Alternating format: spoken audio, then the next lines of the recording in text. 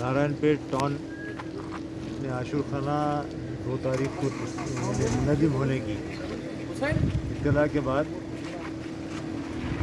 Telangana state وقف board کے سی او اور ایک بورڈ ممبر یہاں پر آ کے دورہ بھی کیے اور ساتھ میں کچھ کمپلینٹ بھی دیکھے گئے. اس کے بعد تلنگانہ سینٹرل وقف کونسل کو ایک ای میل ریسیو ہوا, ایک کمپلینٹ آیا تھا کہ یہاں پر صحیح طریقے سے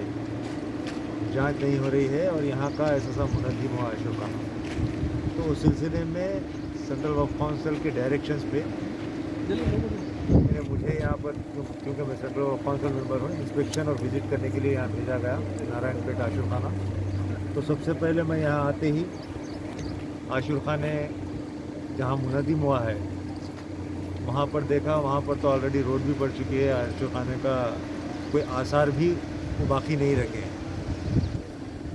وہاں پر آنے کے بعد یہ پتہ چلا کہ یہ عاشور خانہ ہیریٹیج ٹیگ تو نہیں تھا لیکن تقریباً 200 سال پرانا عاشور خانہ ہے, اور تصاویر دیکھنے سے یہ پتہ چلتا ہے کہ یہ قطب شاہی زمانے کا عاشور خانہ ہے. اور یہ بھی مجھے معلوم ہوا, یہاں کے مقامی لوگ سلیم بھائی وغیرہ ہیں جو یہ کارروائی کر رہے تھے یہاں پر, کہ علم اور قرآن تمام موجود تھے جب یہ منہدم کیا گیا. اور منہدم RNB یا گورنمنٹ کی طرف سے نہیں کیا گیا, بلکہ یہ منہدم جو ہے جبکہ RNB کے تھرو یہ کام چل رہا تھا, TRS کے 10 قائدین نارائن پیٹ کے ان کی نگرانی میں, جس کی سرپرستی MLA صاحب کی بھی ہے یہاں پر TRS کے, ان کی زیر نگرانی یہ عاشور خانہ منہدم ہوا. اور منہدم ہوتے وقت وہاں پر جو علم اور قرآن وغیرہ تھی وہ بھی نکالنے نہیں دیا گیا. تو بڑی شرمناک واقعہ ہے, کیونکہ تلنگانہ کی حکومت کا یہ دعویٰ رہتا ہے کہ وہ اقلیتوں کے دوست ہے, مسلمانوں کے دوست ہے, لیکن دکھنے میں یہ آ رہا ہے کہ وہ اقلیتوں کے دوست ہیں نہ مسلمانوں کے دوست ہیں, بلکہ میں یہ سمجھتا ہوں کہ تلنگانہ کی عوام کی دوستی ہے. پھر انسپیکشن کے بعد یہ پتہ چلا یہاں پر کہ یہ منہدم تو ہو چکا ہے, اور اس کے بعد کمپلینٹ بھی دیا گیا ہے. دینے کے بعد کلکٹر صاحبہ اور یہاں کی SP صاحبہ کو کمپلینٹ دیا گیا, لیکن اس پر کوئی ایکشن ابھی تک نہیں لیا گیا. تو اسی سلسلے میں سینٹرل وقف کونسل کی ڈائریکشن پہ میں یہاں آیا, اور انسپیکشن یعنی SP صاحبہ سے بھی ملاقات ہوئی, تفصیلی بات چیت ہوئی. تو انہوں نے یہ بتایا کہ کمشنر بلدیہ ان کی نگرانی میں ٹوٹا, انہوں نے بولا. جبکہ یہاں مقامی جو سلیم بھائی وغیرہ ہیں ان کا یہ کہنا ہے کہ بلدیہ سے اس کا کوئی تعلق نہیں ہے, یہ لینڈ RNB کو دے دیا گیا تھا. تو جو بھی کام ہوگا, چاہے وہ ڈسمنٹل کا ہو یا کمپنسیشن کا مسئلہ ہو, جو بھی ہو RNB کے تھرو ہوتا ہے. تو RNB کا یا پھر میونسپل کمشنر جو بات کر رہے ہیں وہ بھی موجود نہیں تھے, نہ میونسپل چیئرمین موجود تھے, بلکہ TRS کے وائس چیئرمین یہ میونسپلٹی کے نارائن پیٹ میونسپلٹی کے اور چیئرمین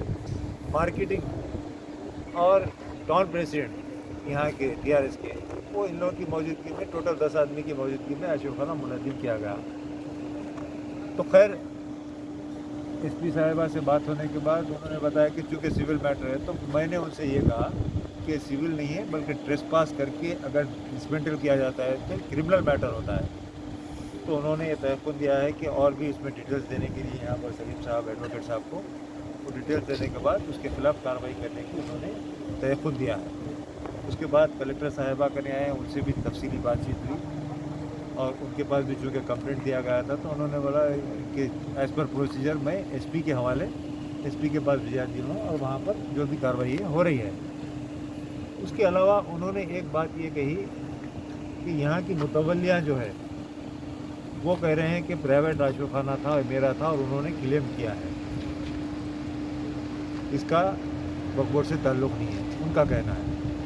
تو چنانچہ وہ ریڈی بھی ہوا تھا, لیکن کلکٹر صاحبہ چونکہ عاشور خانہ ہے اور حیدرآباد کے تقریباً وقف پراپرٹیوں سے واقف ہیں, تو اسی لیے انہوں نے اس کو روک کے ان کا یہ کہنا ہے کہ CO کو انہوں نے فون کیا تھا کہ بھائی یہ عاشور خانہ ٹوٹ رہا ہے, آ کے آپ اس کا کلیم کرو. تو وہ نہ وہ کلیم کرے, خالی آئی یہ کمپلینٹ دے کے گئی, صرف ایک پیپر اب تک آیا, اس سے ہٹ کے میرے پاس کوئی پیپر آج تک نہیں دیے. میں بار بار بول رہی ہوں کہ کلیم کرنے کے لیے. تو میں ان سے یہ ریکویسٹ کیا ہوں کہ عاشور خانہ جو منہدم ہوا ہے اس کے بدلے کمپنسیشن کی ضرورت نہیں ہے, بلکہ وہ جگہ کی ضرورت ہے. عاشور خانے کے لیے جگہ کی ضرورت ہے. میں نے ان سے یہ ریکویسٹ کی ہے, تو انہوں نے تحفظ دیا ہے یہ کہہ کر کے پہلے وہ کلیم پٹیشن ڈالیں یہاں پر وقف بورڈ کے سی او, اس کے بعد ہی وہ کوشش کر کے کام کرنے کی تحقیق.